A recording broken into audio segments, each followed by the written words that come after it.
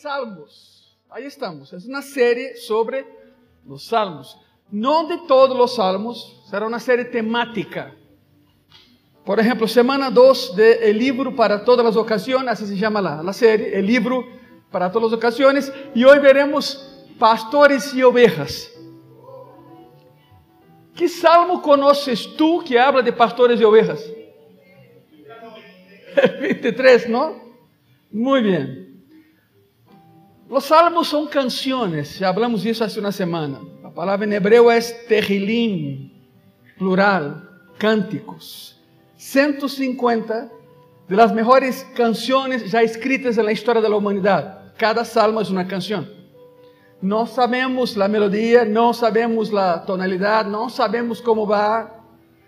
A ciencia cierta no lo sabemos. No quedó un registro. Algunas personas ponen música en los salmos, bueno, allá ellos, pero no sabemos cómo iba la situación. Según la revista, ahí te va un dato, según la revista Rolling Stone, estas son las 10 canciones más impactantes de la historia, las más ejecutadas de la historia. Hablando de música, ¿te gusta la música, sí o no? Gracias a Dios, qué bueno. Ahí te va. El top 10 de la revista Rolling Stone, de las canciones más ejecutadas del mundo en toda la historia. Ahí va. Número 1. Like a Rolling Stone, de Bob Dylan. ¿La conoces, sí o no? Ok, no vamos a cantar aquí, pero conozco, ¿no? Ok. Número 2. Satisfaction, de Rolling Stones. Número 3. Imagine. ¿Quién escribió Imagine? John Lennon.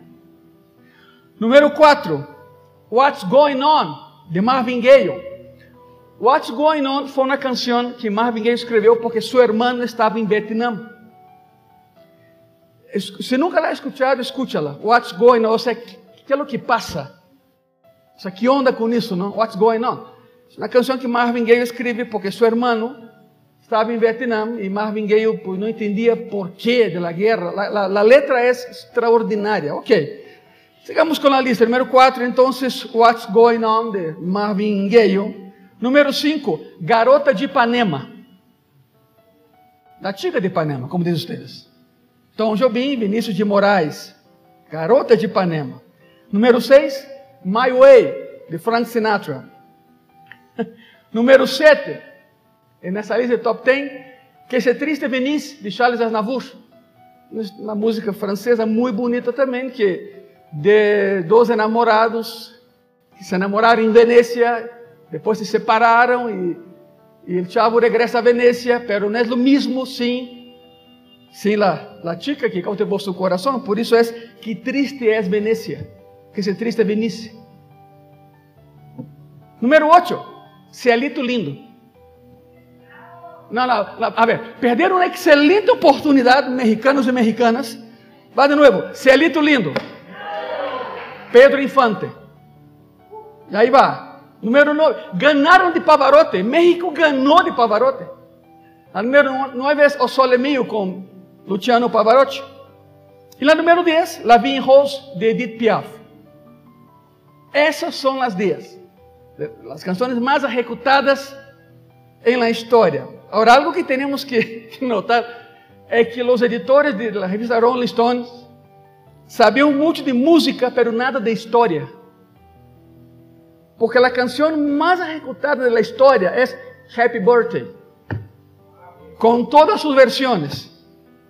La mexicana em Brasil, parabéns para você. Isso é em Brasil, não? Pero bueno, ok. Se equivocaram muchísimo. A canção mais ejecutada da história é Happy Birthday. Pero a canção mais querida de todos os tempos é o Salmo 23. Aunque não sabemos como iba a tonalidade nem nada, pero temos a letra. A canção mais querida é o Salmo 23. Entre os eruditos literários, os eruditos de la poesia, eruditos de la música, eruditos de la Bíblia, Salmo 23 é considerado como a obra literária mais grande jamás escrita. ¿Sabe por quê? Porque a métrica é perfeita. O Salmo 23 é a canção perfeita. Lo van a ver. ¿Por qué digo eso? Yo no soy músico, pero aquí hay músicos. Y entre los cristianos, por supuesto, el Salmo 23 es el capítulo más alentador y más frecuentemente memorizado de todos los tiempos. El Salmo 23. Sus 6 frases se recitan en más cabeceras de enfermos y tumbas que cualquier otra cosa en la historia. El Salmo 23. Ok, saca tu Biblia, ¿la tienes ahí? Lo vamos a leer juntos tú y yo. Todo el Salmo 23, ¿está bien? Salmo 23. Jehová es mi pastor, nada me faltará. En lugares de delicados pastos me hará ¿qué? A ver, lean conmigo, tú y yo, vamos. Junto a aguas de reposo me pastoreará. Confortará mi alma. Me guiará por sendas de justicia por amor de su nombre. Aunque ande en valle de sombra de muerte, no temeré mal alguno, porque tú estarás conmigo. Tu vara y tu callado me infundirán aliento. Aderezas mesa delante de mí, en presencia de mis angustiadores. Unges mi cabeza con aceite, mi copa está rebosando. Ciertamente el bien y la misericordia me seguirán todos los días de mi vida. En la casa de Jehová moraré por largos días. Hermoso, ¿no? Ahora imagínate eso cantado. No sabemos cómo va, pero llegando al cielo pregunta. Seguramente alguien allá lo cantó en su momento. 14 afirmaciones sencillas de David. Son 14, son 6 frases, pero son 14 afirmaciones sencillas y poderosas de David. Quiero mostrarte cómo alguien del Medio Oriente ve esa canción. Como alguien de allá, con la mentalidad oriental, no la mentalidad occidental como tenemos. Está escrito de la manera en que se escriben todas las historias y canciones del Oriente. Hay un sistema quiástico. Pon atención, quiástico. Todas las canciones orientales entran en el sistema quiástico. ¿Qué significa eso? Un cambio de pronombres y promesas. Hay un cambio muy tajante y notorio de pronombres y promesas. Miren eso, vamos a proyectar. Así es como se ve en el Oriente esa canción. Número 1, primera persona, no me faltará. No me faltará. Número 2, entra la tercera persona. Él hace y Él guía. Mira el análisis del Salmo 23 a los ojos de alguien oriental. Número 3, tercera persona. Él restaura, Él conduce. Mira el cambio. Número 4, la primera persona otra vez. Camino y no temeré. Yo camino y camino sin temer. No temeré. Número 5, entra la segunda persona. Tú, su. Número 6, la segunda persona. Tú preparas, tú unges. Y número 7, regresa como empezó la primera persona. Yo habitaré. Esa es la métrica de la canción. Esa es la métrica del Salmo 23. Y ese patrón no es un accidente. No hay nada accidental ahí. Es una canción extremadamente bien escrita. La métrica es perfecta. Sistema quiástico, que no se usa aquí. El sistema quiástico no se usa del lado occidental.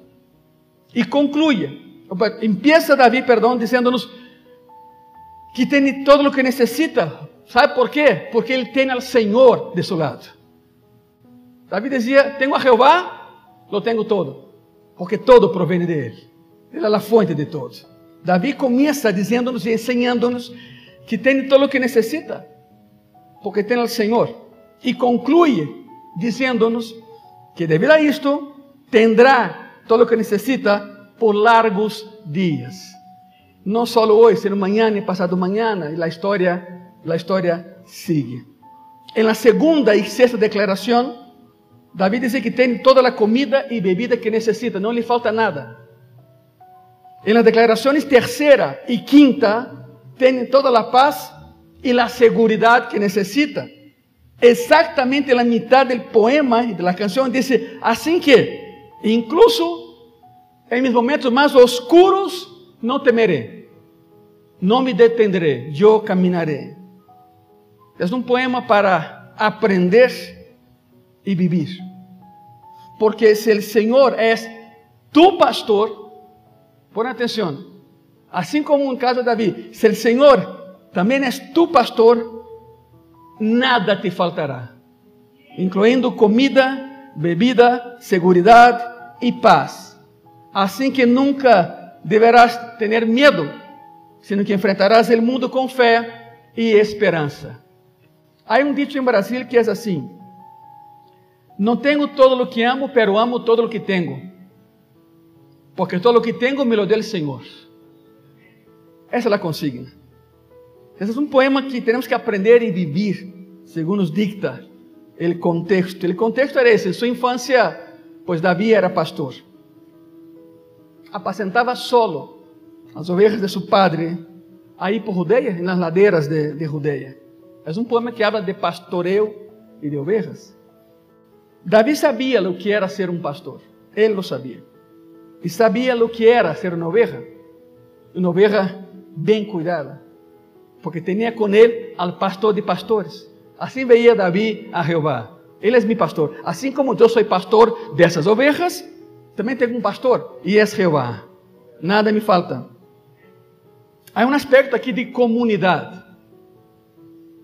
David escribe como un hombre del Oriente.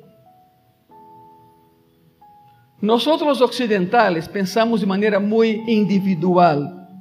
Pensamos como individuos nada más. Pensamos yo y mío. Así se pensa desse lado, a maneira ocidental. Os orientales pensam como um todo, como uma comunidade. Pensam nosotros, não eu, nosotros, não mío, sino nuestro. É a mentalidade de allá. Quando vemos as 11 declarações de yo, mi e mío neste poema, não estão solas. Aún em declarações como yo, mío e outra vez, sempre há uma conotação de comunidade e de promessa que alcança para todos nós. Porque quem lo escreveu era alguém do Oriente. E nós, ocidentais, não captamos a ideia hasta que começamos a pensar como eles. Todos nós temos a oportunidade de experimentar exatamente o que Davi experimentou: uma vida de pastoreo, cuidando a alguém e sendo cuidado por alguém. En el contexto entre las ovejas, David escribe este salmo desde la perspectiva de una oveja, no del pastor. El Salmo 23 es la perspectiva de una oveja, si tú no lo sabías, no del pastor. ¿Qué sabemos de las ovejas? O sea, ¿qué es lo que hemos visto de las ovejas? Cada país tiene un animal que es un símbolo, ¿no?, de su país. Estados Unidos es el águila, Gran Bretaña el león, Rusia un oso, México también es un águila, ¿verdad? Escocia, aunque no me lo crea, el animal símbolo de Escocia es el unicornio. Pastor, pero ni existe. Ok, está bien, ellos lo saben, pero bueno, ellos también lo saben. El único lugar donde en su bandera hay una oveja son las Islas Malvinas. Ni siquiera es un país, son islas. Una ovejita que Argentina en los años 80 pensó en rescatar para ellos la isla. Vino Gran Bretaña y los aplastó. Se acabó. ¿Cuál guerra? Cada país tiene un animal. Ninguna nación tiene como animal simbólico una oveja. Ninguna. Ninguna. ¿Por qué? Porque nadie quiere ser oveja. Nadie quiere ser oveja. Las ovejas son inocentes, indefensas y completamente dependientes. Una oveja sola muere. Pero acuérdate, si el Señor es tu pastor, ¿qué eres tú? Di conmigo, soy una oveja. Exacto. Esa es tu identidad. El Señor es mi pastor, significa soy una oveja y nada me faltará porque mi pastor me cuida. A consigna es esa. Voy a parafrasear todo el Salmo 23 para que entendamos muy bien lo que significa la historia que se cuenta ahí de la oveja. La primera línea del Salmo de David resume toda la canción. Voy a parafrasear y dice así, mira, número 1, el Señor es mi pastor, no me faltará nada. No me faltará nada. Cuando el Señor es mi pastor, todas mis necesidades son atendidas. Ese es el mundo de las ovejas. Es el mundo en que viven las ovejas. Las otras 6 declaraciones muestran cómo esta promesa es verdadera, aún hoy en día. Pasados más de 3.000 años en que fue cantada y escrita esa canción, todavía sigue vigente. El segundo enunciado dice así: me hace recostarme en verdes pastos. Isso é, pon atenção nisso, isso é fabuloso. Quizá leíste isso assim de passadita, como dizem aqui, pero isso, me hace recostarme en verdes pastos, tem um significado extraordinário. E lo vas a ver. Ele me conduce junto a quê? A águas que? Também extraordinário. Acuérdate, tú eres una oveja. Empieza a pensar como oveja. Actúa como oveja. Já sabem el provérbio judío que sempre les he hablado, ¿no? Pode levar el camello al poço, pero ¿qué? No puedes obligar que el camello tome el agua. Tú llevas el camello al pozo, pero no puedes obligarlo a tomar el agua. Con las ovejas es lo mismo. Lo mismo. Nadie puede obligar a una oveja a acostarse si no quiere. Por isso isso é importante. Me hace recostarme en qué? En verdes pastos. Estou parafraseando. ¿Okay? Aunque tú agarras la oveja e intenta empurrá-la hacia abajo, não puedes, é muito forte. Nadie pode obrigar a uma oveja a acostarse se não quiere. Las ovejas solo se acuestan. Escute isso é fabuloso. Las ovejas solo se acuestan quando han tenido suficiente comida e água, e estão tranquilas e estão em paz. Nuestro pastor nos hace acostarnos porque en Él estamos seguros. Podemos descansar. Me hace recostar-me em verdes pastos. As ovelhas só se acuestam quando estão contentas, estão tranquilas, estão saciadas. Muitas vezes se sentem ameaçadas por animais salvajes. Pero el pastor está ahí para cuidarlas y por eso ellas se acuestan, porque confían en el pastor y están seguras al lado del pastor. De lo contrario, no hay oveja que se acueste. No existe. Me hace acostarme. Cuando alguien lee eso, ¿no? Puede parecer algo forzado, me obliga. Pero lo que David quiere decir es que el Señor nos tranquiliza de tal manera en que de verdad podemos descansar como ovejas que somos, porque en Él estamos todos seguros y seguras. ¿Cuántos dicen amén? Entonces podemos acostarnos y podemos descansar. El clima en Israel es semiárido. Se parece mucho al norte de México.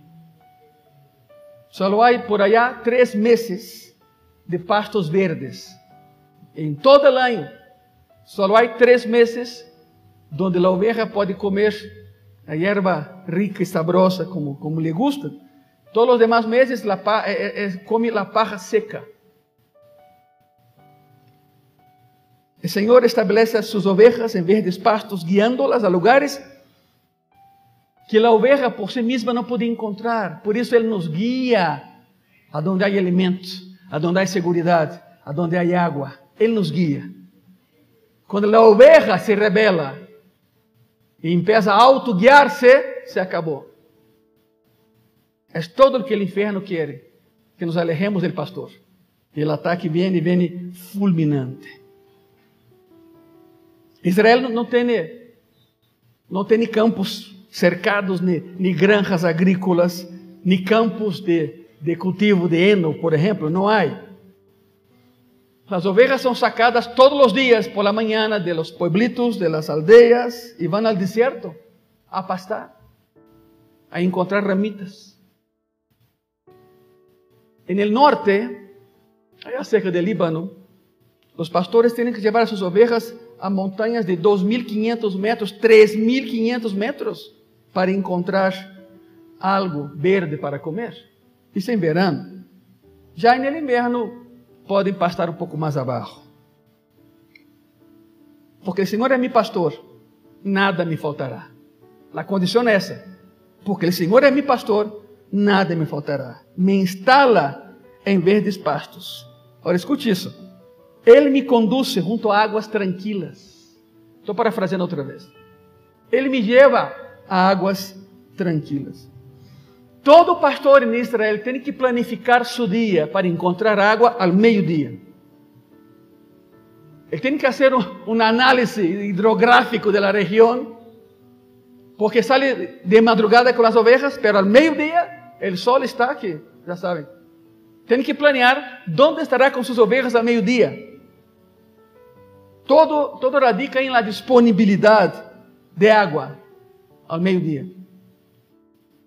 Los derechos tradicionales de pastoreo, las relaciones entre los pastores y el poder de la tribu o de la aldea del pastor están involucrados en la selección de dónde lleva sus ovejas, de dónde va con sus ovejas y dónde da agua a su rebaño. Regiones que pertenecen a algunas tribus, el otro no va a poder entrar ahí nunca.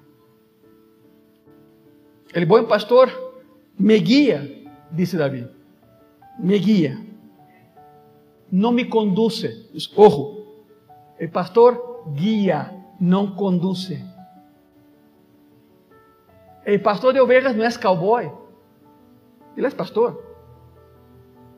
El cowboy siempre va atrás del ganado, empujando el ganado. El pastor va adelante, guiando a las ovejas. Esa es la diferencia. Cristo te guía porque Ele é o bom pastor. Ele não te empurra. Ele vai adelante e te diz: ¿queres bendição? Não me pierdas de vista. ¿Queres buenos pastos? ¿Queres água? Sigue donde eu estou. Sígame. O pastor guia, o pastor não conduz. Como o pastor guia? Correndo adelante como louco? Não. Ele vai caminhando lentamente delante das ovejas. Cada pastor allá tem uma flauta e cada pastor tem uma melodia que dura 10 segundos. Cada pastor tem sua melodia. Lo conhecem por la melodia e por sua voz. A voz de Cristo é música a nossos ouvidos porque somos suas ovejas. Ele nos guia com voz suave, com voz tranquila. O pastor guia suas ovejas com uma flautita que tem, se chama Yobel, a flauta. Yobel é uma flauta hecha com huesos de animais pequenos, um sonido muito estridente. Não crê que é o saxofone de Elizabeth, não é o saxofone. Não é um sax, é um Yobel. Yobel se toca no mundo judeu em 2 ocasiões, para guiar ovejas e em um velório. Essa é a relação. Ou tens vida ou tens morte. O instrumento é o mesmo. Jericó não caiu por las trompetas, caiu por los yobeles. Não foi chofar. Não tocaram chofar aí, tocaram yobel. Vê bem tua palavra, vê bem a Bíblia. Quando tocaram, os que estavam nas muralhas se divertiram um montão, porque conheciam a conotação de Yobel. Dijeron e se burlaram, dizendo: mira, estão tocando Yobel por nossas mortes, pobrecitos. E todos se viram abaixo. Na fé, move montanhas e derriba muralhas também. O pastor conduz, o pastor guia, perdão, não conduz. O pastor vai adelante, tocando su Yobel, uma melodia corta, 10, quando muito 15 segundos, ou cantando sua própria canção. Cada pastor allá tem sua própria canção, que é uma chamada única. Cada oveja conhece a melodia de seu pastor. y le sigue. Conocen su voz. Tanto es así que los pastores allá se reúnen con sus ovejas para el agua.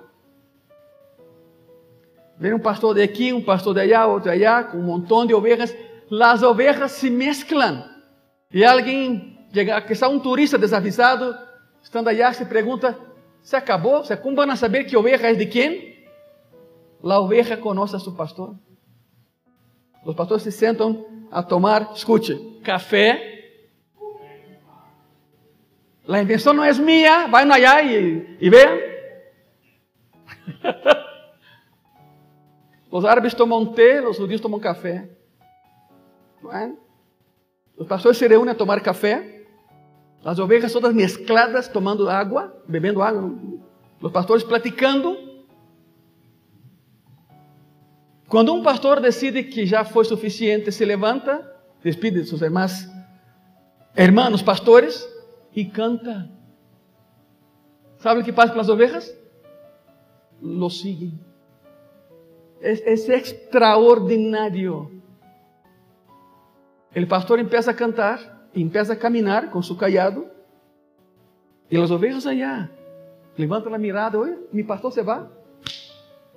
Sus ovejas salen de donde están y siguen al pastor. No hay error, porque la oveja conoce a su pastor. La oveja conoce la voz, la melodía de su pastor. Inmediatamente dejan de hacer lo que están haciendo y siguen a su pastor. La frase, Él me guía junto a aguas tranquilas. Literalmente, lo que está en hebreo es aguas quietas. Nunca vas a encontrar una oveja tomando agua en ningún río. No hay. Por más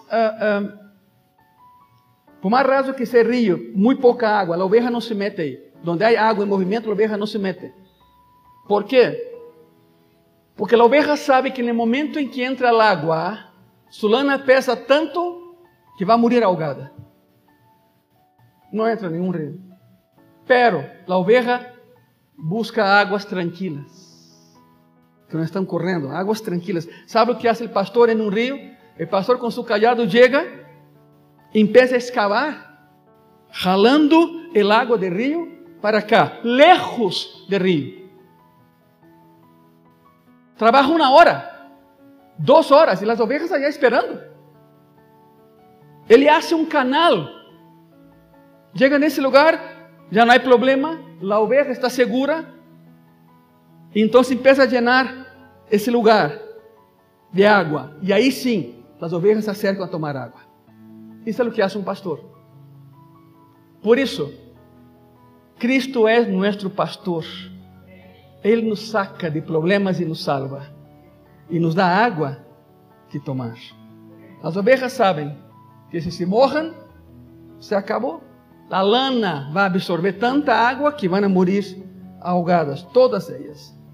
Quando o pastor termina de fazer o canal, espera que se llene o lugar, porque ele abre um hueco aí, e quando se llene o lugar, o pastor começa a cantar, e sabe o que fazem as ovelhas?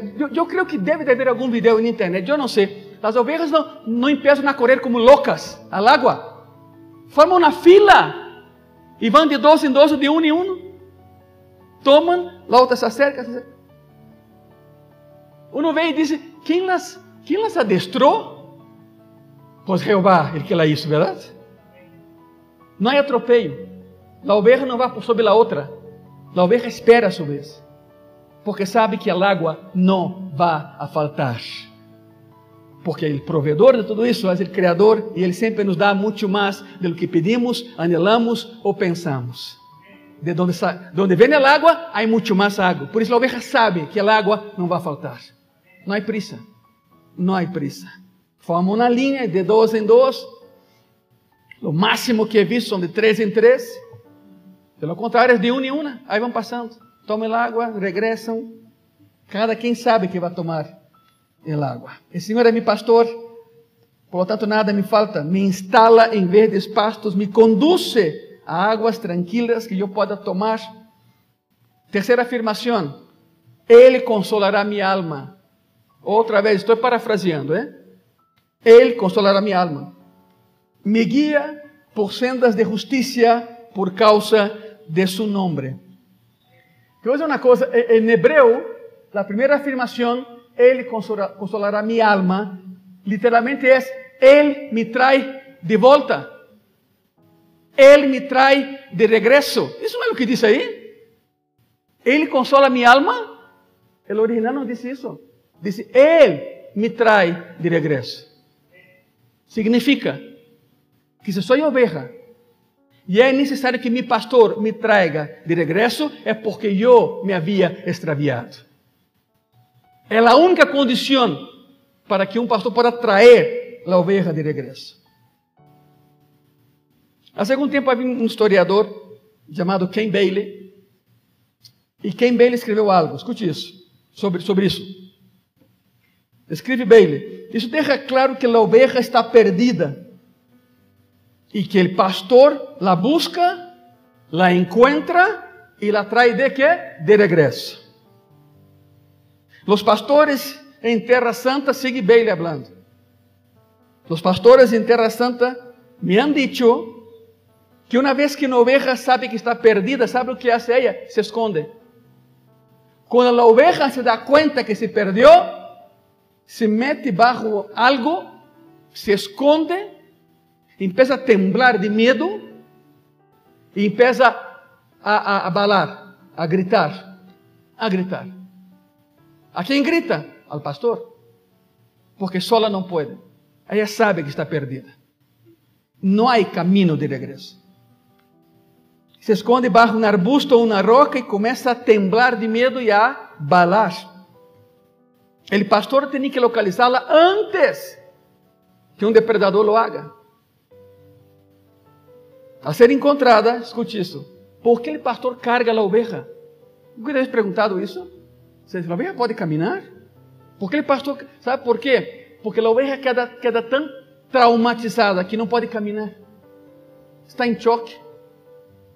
Por isso o pastor la agarra, la põe em seu ombro, porque não pode caminhar, de medo, e la trai de regresso ao rebanho. Não é só uma pintura bonita que alguém inventou, é uma realidade. A oveja que se perde está perdida literalmente, em todos os sentidos. Não pode caminhar de medo. Então, vem o pastor, la encontra. Imagina a oveja, não? A oveja aí, pobrecita, temblando de medo, vê a seu pastor e diz, ai, graças Senhor, já chegaste, llévame. E vai o pastor, la cara, la pone e la trae, porque não pode caminhar a oveja que se perdeu. É o mesmo, o cristiano que se perde, já não camina, se arrastra, já não sabe caminhar, a oveja que se perde, já é encontrada, mas há ovejas que se perdem e não querem ser encontradas, é outro contexto, não? E quando o pastor la busca, não contestam. Se vão caminhando por uma banqueta e tu por aqui, te evitam. Bueno, há ovejas que querem ser encontradas, mas há ovejas que querem estar perdidas, não querem que o pastor las encontre. Alguma vez em uma livraria, uma pessoa que venia, a graça e paz, de la nada se foi, nunca entendi porquê. Entrei na livraria e essas coisas, não? Eu vendo um livro, miro hacia cá e ele estava aqui, vendo outro livro. E então pensou que eu não lo havia visto, se dá a volta e empieza a esconder-se de mim na livraria. Ridículo. E eu pensei, queres jogar? Juguemos. E empecé a rastreá-lo. Na livraria há desses espelhos assim côncavos, não? Que se vê todo. Eu mirava e sabia onde estava. E lo esperei. Mirou hacia atrás, deu a volta e me plantei aqui, saiu ele e se topou comigo. Pastor! Que gosto verte! Eu digo, não me digas. Te casei por toda a livraria? Me dijo, quando? Ahorita? Não, como crees? Bueno, Deus te bendiga. Congrega-te em algum lugar. Há ovelhas perdidas que não querem ser encontradas. Pero bueno, esa es otra situación. Esas ovejas de la canción de Salmo 3 sí quieren ser encontradas. Miren eso. La razón de por qué el pastor debe guiar a las ovejas de regreso a sendas de justicia es porque él sabe el camino correcto. Donde ves ahí sendas de justicia significa camino correcto. La oveja no sabe el camino correcto, por eso se perdió. Una oveja perdida no puede encontrar el camino a casa. Para la oveja perdida, su única esperanza es ¿quién? El pastor. Você não muere de hambre, de sed, não sabe onde hay comida, não sabe onde hay agua, não sabe de dónde viene el ataque. Las aldeas y los pueblitos del Oriente Medio tienen una cultura de honor y vergüenza. Cuando una oveja es encontrada muerta o masacrada, la reputación del pastor viene hacia abajo. Porque es su nombre. Por eso, su nombre, miren eso. Por causa de ¿quién? De su nombre. Él es el pastor. Esa es su reputación. Excelente pastor. Por eso busca la oveja. Para ovejas que no quieren nada con él. El Señor es mi pastor. Entonces nada me faltará. Me instala, repasando, ¿no? En verdes pastos. Me conduce junto a aguas tranquilas. Sem sustos. Ele me traz de volta del caminho equivocado. É o que diz aí. E me lleva por el caminho correcto por amor de su nombre. Jehová é su nombre. El verso más importante de esa canción es el que sigue. Aunque yo ande por el valle de sombra de muerte, no temeré ¿qué? En ciertos lugares de allá del oriente, las montañas son de piedra arenisca, ¿no? Talladas por el viento. Y la lluvia durante mucho, mucho tiempo. Por eso hay valles tan profundos. Hay valles muy profundos por allá, profundos y oscuros, que representan un peligro para animales y personas. Una vez en Gracia y Paz yo comenté eso, todavía estamos en Fiscales. El valle que David menciona ahí era muy conocido. Se llama Wadi Ketli. Tiene nombre, Wadi Ketli. Parece náhuatl, pero no es náhuatl. Wadi Ketli. Es el nombre del valle de sombra de muerte. Existe, el lugar es real. Está al sur de Jericó, entre Jerusalén y el Mar Muerto. 739 metros de altura. Y de ancho, 10 metros. Es una cosita. 739 metros por 10. Nada. La única hora del día en que la luz llega ahí abajo es al mediodía. Todo lo demás, sombras, oscuridad y muerte. Y es un valle muy conocido por allá y está en la Biblia.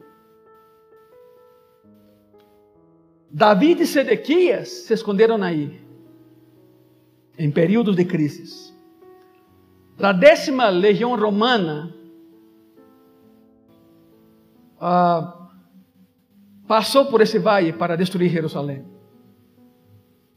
Conocían. Siempre que alguien entraba en el valle de Marredón, pasaba por el Wadi Ketli. Siempre, siempre. El lugar existe. Es frío, es oscuro. Les digo que la única parte del día donde la luz llega allá al fondo es el mediodía y rápido. Y rápido. Todo lo demás es oscuridad y frío.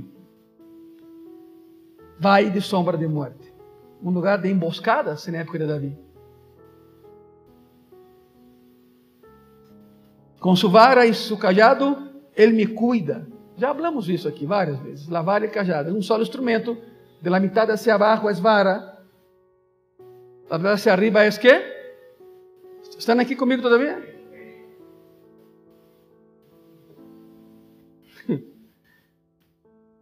Les voy a contar otra vez la historia para aquellos que no escucharon. Me invitaron a predicar. no en México. Llego al lugar, la iglesia famosa, salen enlaces, salen en todo lugar la iglesia. Grande la iglesia, enorme la iglesia. Cuando el hermano me llevó, yo salí del carro, iba a predicar, y Dios me dijo, ve a los salones de los niños. ¿A dónde, Señor? A los salones de los niños. Ustedes saben cómo es Dios, no da explicación. Tú obedeces, en su momento lo vas a entender. El hermano que me llevó, le dije, hermano, ¿dónde está el salón de los niños? Me dijo, pero, no, ¿usted va a predicar? Me dijo, no, es que tengo que ir al salón de los niños. Bueno, están por acá, y me llevó. 4 pisos de salones, un edificio grande. Yo empecé a abrir la puerta, miraba el salón, cerraba. Iba a otro, cerraba. Llegó un momento en que el hermano dijo, hermano, si me dices lo que buscas, te puedo ayudar. Le dije, ni yo sé lo que estoy buscando, hermano. Ni yo lo sé. En el último salón, y escuchando la alabanza, me di cuenta que estaban repitiendo las mismas canciones porque el predicador no llegaba, ¿no? Último salón, abro, nada. Señor, no entiendo, ¿no? Y Dios me dijo, mira tras la puerta. Entonces hago así. Y la famosísima y destructiva vara de corrección. Y todavía con versículo bíblico, ¿no? Agarro la vara, y me doy cuenta que está usada, está gastada. Le dije, hermano, ¿qué es eso? Hermano Ángelo, si usted conoce la Biblia, ¿no es la vara de corrección? ¿Quién corrige a quién aquí, hermano? ¿O los maestros a los niños? A ver, los maestros aquí pegan a los niños. Digo, claro, está en la Biblia.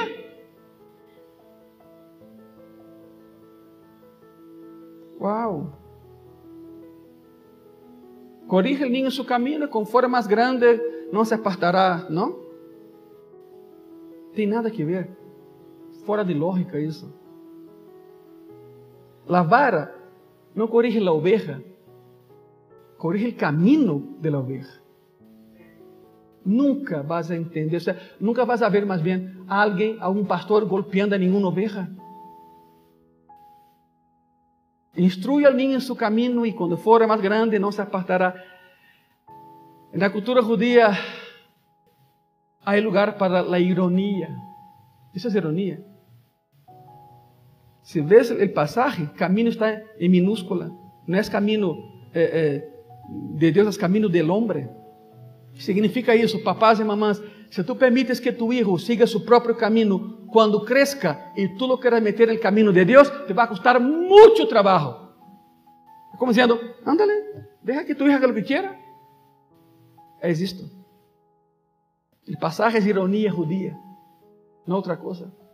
Instruye a niños. Y he visto, cuando abrí Gracia y Paz, cuando abrimos Gracia y Paz y tuvimos la librería, yo me acuerdo que a la primera persona que atendió la librería le dijo, no me compren vara de corrección, ni tampoco ese cuadrito ahí, que la mano del niño y la mano de un anciano, instruye al niño. Eso es ironía.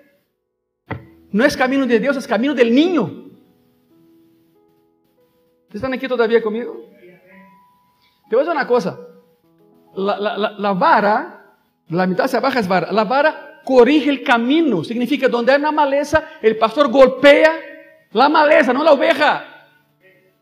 Para que la oveja pueda pasar por ahí. Ningún pastor usa la vara para golpear a ninguna oveja. Ah, pero llego a México y me contaron la historia de la famosa pierna quebrada. Eso es herejía. Ningún pastor rompe la pierna de ninguna oveja para que la oveja no se vaya de su presencia. Eso es un absurdo. Cuando me contaron eso, a ver, ¿cómo? No sé, hermano, el pastor, cuando hay una ovejita rebelde, así me conta la historia, ¿no? El pastor va y le rompe la pernita de la oveja para que la oveja ya no se vaya del pastor. Le dijo, hermano, eso es una locura. ¿Dónde escucharon eso? ¿No nos han enseñado? Las iglesias o forman o deforman. Una de otra. En Gracia y Paz yo intento formarte. Según la palabra.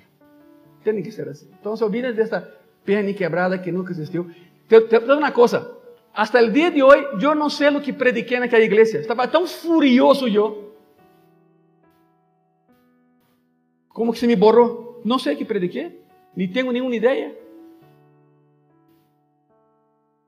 Terminó y el pastor me llevó al hotel. El día siguiente yo regresaba a México. Me dijo, hermano, vamos a agendar ya una campaña para el otro año, ¿no? Le dije, no me invites. Jamás regresaré a ese lugar. Se me quedó mirando, hermano, pero ¿te tratamos mal? No, hermano. No. Pero aquí la doctrina es otra. La Biblia no es la que yo conozco. El Dios no es el que yo sirvo. Vara de corrección. Está pensando, alguien me está escuchando en Spotify y pensando, yo tengo una en casa, tírala, arrepiéntete y sigue adelante. Yo cuando vi la vara gastada de la punta, yo pregunté al hermano, en cada salón que visitamos, en cada uno hay una vara, sí, hermano. Y en cada una, corrige a los niños, claro que sí, hermano. Já podem entender mi frustração e mi fúria, ¿no? Porque cambiam a palavra assim, ensinam o que não sabem e dañam a las pessoas. Por isso, su vara e su callado, com isso ele me cuida. Vara. Os egípcios usavam vara e callado como símbolo de poder. O exemplo mais claro é Tutancâmon, 18ª dinastia, hijo de Amenhotep III y Nefertiti. Si ves la efinge de Tutancâmon, está en los brazos cruzados, en una mano trae un callado, en la otra la vara. Robaron de la Biblia eso, de los judíos, pero usaban un solo instrumento. La parte de arriba era callado, la de abajo era vara. Con la vara se corregía el camino, no la oveja, el camino de la oveja. Si se acercaba a algún animal salvaje, era un arma también para salvar a las ovejas. El callado era para excavar, abrir el canal para el agua, como ya comentamos, y también para rescatar ovejas. Las ovejitas a veces son muy tontitas. Se suben en lugares y no saben bajar. Y ahí están, allá, y el pastor se acerca y dice, ¿cómo te trepaste ahí? Ni la oveja sabe. Y la oveja, no sé, pero bájame, ¿no? La oveja no sabe cómo subió, y no sabe bajar. O si baja, no sabe subir. ¿Qué hace el pastor? La engancha con el callado, la engancha en su pancita, y la jala, y la pone aquí, y la carga, y la oveja así, literalmente, porque la oveja es lana. Si quitas la lana de la oveja es un palo, es feísima. Ay, pastor, la oveja es tan linda, ajá. Trasquila, le vas a ver, no sobra nada, es un palo. Por eso el pastor la engancha, y la sube, y la lleva. Por eso es su vara y su callado. Con eso Él me cuida. Las ovejas tienen un grave problema. No tienen ninguna defensa. Las ovejas están completamente indefensas. Los gatos tienen garras. ¿Alguien aquí tiene algún gato en casa? ¿Sí? ¿Alguien más tiene algún gato en casa? Estoy cercado. Bueno, perro, conejo, yo tenía uno. De ese tamaño, conejo Rex. Ya no está. Su raza era así, era Rex. Eu descobri a raça um dia que estava no lugar, entra uma senhora com um conejote imenso, me quedei vendo, estava com Caleb, e lhe digo, mira Caleb, parece nosso conejo. Le digo, senhora, de que raça é isto? Me dijo, é um Rex. Le dije, Caleb, temos um Rex em casa. Bueno. Los gatos têm garras, os perros dientes, os caballos podem patear, os osos podem morder, arranhar, destruir, os ciervos podem correr como loucos pelas ovejas, não podem fazer nada disso. Não há como, não podem morder, não podem arranhar, não podem correr mais rápido que nenhum depredador. A única segurança da oveja é su pastor. Essa é a dependência que há. Do que nos leva à seguinte linha de Davi. E por que Davi não teme? A defesa e o ataque das ovejas é o pastor. Mira o que vem. Preparas uma mesa delante de mim em presença de mis inimigos. Unges mi cabeça com aceite, mi copa se desborda. Há algum tempo eu prediquei todo o Salmo 23 aqui. Checa em YouTube, ela vai encontrar. Nesse versículo, Davi passa de ser oveja a ser invitado. É um banquete. E Deus passa de ser pastor a anfitrião. Ele nos sirve. Ele coloca a mesa. Preparar mesa significa me prepara a comida. Me dá a comida. Suple minha necessidade de comida. Em la sociedade tradicional do Meio Oriente, nadie usa cobertos. Claro, se vas a Jerusalém, em algum outro lugar, claro que vas a comer com coberto, ni modo, pero si entras um pouco mais em las aldeias, não há cobertos, não há nada. Como comem? Com pão. E te digo algo, é muito mais higiênico que os cobertos. Porque o pão se usa uma sola vez. Te sentas, há um prato comunitário. Aqui em México eu visto isso com as tortillas. Não? Há um prato enorme com carne. Hagas uma tortilla, muito higiênico. Pero, por supuesto, lava tus manos primeiro. Claro, não? Ni modo. Imagínate. Allá, os albañiles também. Allá, agarras um troço de pão. E comes, e quando acaba de comer, já comiste tu coberto. Vai por outro pedaço de pão. Muito mais higiênico que o que hacemos nós outros. Uma vez em algum restaurante, eu comi vidro. Empecé a mascar algo e de pronto começou a sair sangue. Empecé a ver minhas manos, as pessoas nas outras mesas, dizendo... Está endemoniado, saindo sangue pela boca, não? Vidro. Alguém deixou um cuchillo em meio de los dentes, um pedaço de vidro. Então eu empecé e masquei o vidro e me cortou toda a boca. ¿Sabe qual é o colmo? O colmo é que me queriam cobrar a comida. Me trajeron la cuenta. Estava com minha esposita e minha esposa disse, deixa-nos. Foi ela e já sabe o que passou. Não só não paguei, como que queriam dar-me comida por um ano, quase, grátis. São coisas assim. Ok, regressemos aqui, por favor. Prepara a mesa, cada quem agarra um pedaço de pão, cada bocado começa com um troço de pão fresco. Nadie põe a mesa no Oriente, já está a mesa.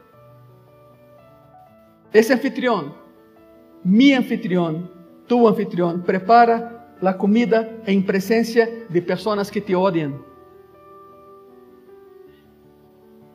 É quando Deus te prospera tanto, que aquele que te odia diz, como é possível? Se eu ganho mais que ele, ou que ela. Se conheço mais pessoas que ele, que ela. ¿Por que tem isso e eu não tenho? É isto. Cuanto más te odian, más Dios prepara tu mesa en presencia de tus enemigos para que vean cómo te sirven. Personas que son hostiles. El anfitrión sabe que si él está preparando una comida para mí, las personas que están mirando y son hostiles hacia mí, pues también serán hostiles hacia él. No le importa. No le importa. Él me ama lo suficiente como para soportar el desprecio de las personas que no me quieren, que no te quieren. Por eso no le importa. Él nos bendice para que los enemigos vean quién es Él y quiénes somos nosotros. En público. Dios te bendice en público, a la luz del día, para que vean quién es Él.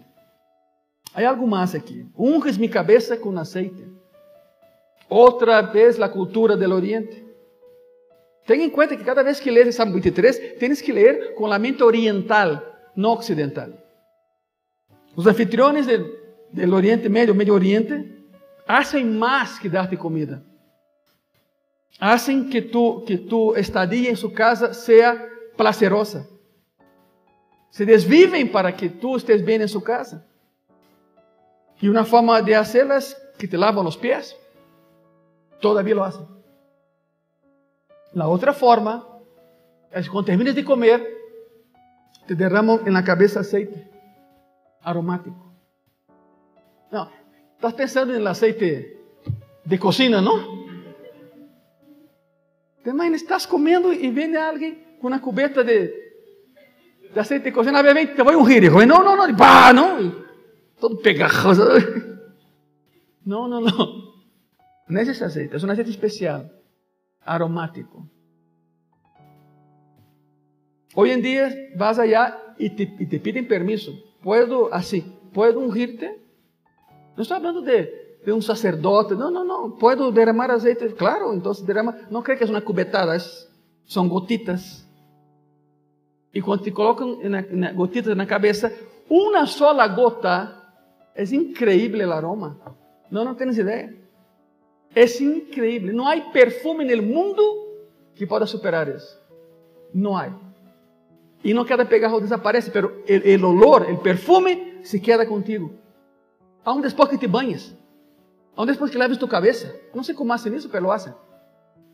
El anfitrión no solo te da la comida, sino que te unge la cabeza. Demuestra afecto hacia ti. Y la unción se derrama y sales a la calle y todos saben que alguien derramó aceite sobre ti. Alguien te respetó lo suficiente. Alguien te amó de tal manera que estando en su casa, te dio de comer y te ungió. La sentencia es esa. Sales por la calle, el aroma, el perfume, las personas te ven porque saben que alguien te ama lo suficiente para alimentarte, cuidarte y ungirte. Cuando Dios unge, todos se dan cuenta. Todos se dan cuenta. El aceite derramado, por supuesto que ayudó mucho en una era previa al desodorante y a los perfumes. Hace 2000 años, 3000 años, en el desierto, todos sudaban, claro. Usaban lino, pero sudaban. Y el aceite era aromático, y es aromático. ¿Sí me escuchan bien todavía? Hay una copa que rebosa, un vaso rebosante. Significa que mientras tu anfitrión y pastor sea Cristo, nunca te faltará nada. Él se encargará de que tengas todo lo necesario. Ele vai atender tus necessidades, por isso a copa está rebosando. Tenho para hoje, tenho para amanhã, tenho para passado mañana, porque a cada dia se renovam suas misericórdias. É inagotável. Estamos terminando. Se o Senhor de verdade é tu pastor, este é tu salmo, esta é tu canção, e esta é sua promessa, porque esta é tu vida. Ele te instala em verdes pastos, te conduz junto a águas tranquilas, Él te lleva de regreso del camino equivocado al camino correcto. E incluso te ama más que tú a Él por amor a su nombre. Aún en momentos en que caminas a través de tus valles de sombra y de muerte, no tienes por qué temer, porque tu pastor está ahí contigo caminando a tu lado. Lleva una vara para protegerte y un cajado para dirigirte. Ele prepara tu comida diária, incluso mientras tus enemigos están mirando, y como si no fuera suficiente, derrama aceite sobre tu cabeza. Nunca te deja faltar absolutamente nada. Y mientras David piensa en cómo Jehová siempre está preocupado y ocupado por él, ele pensa en el futuro. Mira lo que viene. Hasta aquí fue presente, pero termina David hablando del futuro. Ciertamente el bien y la misericordia me seguirán como todos los días de mi vida, y habitaré en la casa del Señor para siempre. Es la imagen del pastor y la oveja otra vez.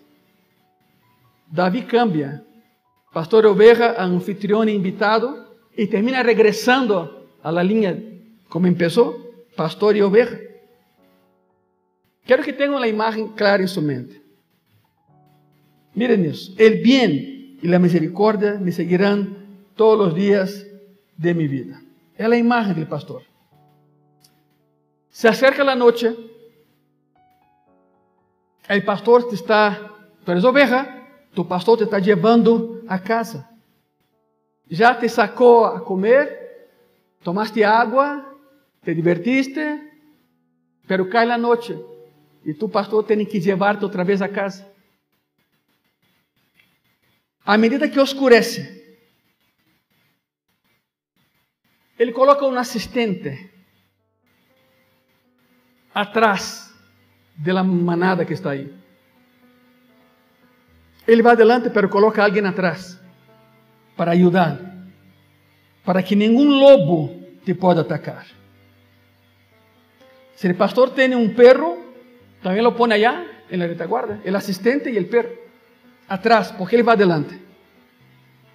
Mientras el pastor te guía desde el frente, su perro y su asistente te vigilan desde atrás. Están en tu retaguardia, cuidándote, protegiéndote. Es una imagen real eso, ¿eh? Es una imagen real. David dice aquí, hay dos guardias que Jehová ha colocado para acompañarme a casa. Bondad e misericórdia. Vê o que está escrito aí.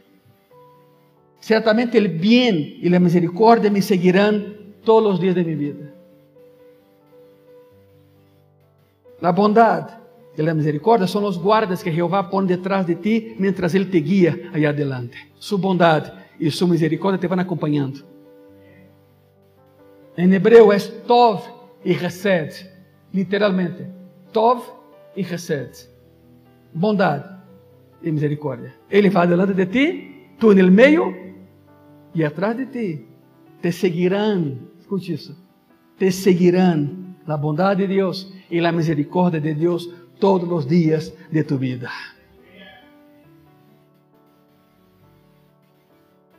Uma canção hermosa, com métrica perfeita, composta por um niño que era pastor de ovejas. E la compuso mirando as ovejas que estavam na noite como essa. E transcendeu e é predicada, ensinada e leída, pero poucos sabem o que de verdade significa. Lo acabam de escuchar esta noite. É mais que um salmo, é uma declaração de fé. Jeová é meu pastor, então nada me faltará. Me suplirá de todo o que necessito, me saciará de todo o que anelo. Y aunque ande por momentos oscuros de mi vida, Él estará conmigo. No tengo por qué temer. Y en la noche, para que yo encuentre el camino a casa, Él me guiará y colocará detrás de mí 2 guardias que me seguirán todos los días de mi vida. Bondad y misericordia. Se ponen de pé en esta noche, por favor.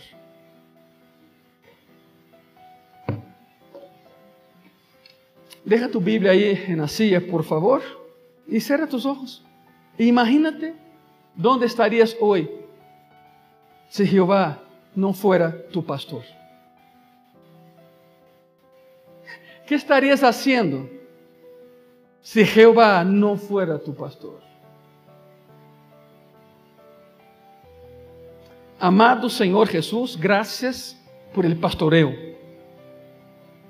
Gracias por la mentoría. Gracias por siempre guiarnos a casa, a tu corazón, Señor. Gracias por esos 2 guardias que nos seguirán, porque están atrás de nosotros. Tú adelante, ellos atrás. Bondad y misericordia son sus nombres. Espíritu Santo de Dios, gracias por todo lo que has hecho en nuestras vidas y lo que harás. Ahí en tu corazón, de verdad agradece. Si estás aquí hoy, es que Él te libró de depredadores. Llámese enfermedad o llámese personas, pero Él te libró de depredadores. Con su vara y su callado nos guía a aguas tranquilas. Ni tenemos que luchar para saciarnos. Él suple. Simplemente porque conocemos su voz y le seguimos. En el momento en que la oveja deja de seguir a su pastor, se pierde. Ya no hay cómo. Gracias, oh Jesús. Gracias por ser nuestro pastor. Muchas y muchas gracias. Amén y amén. Dê un aplauso al pastor que tenemos, a Cristo Jesús.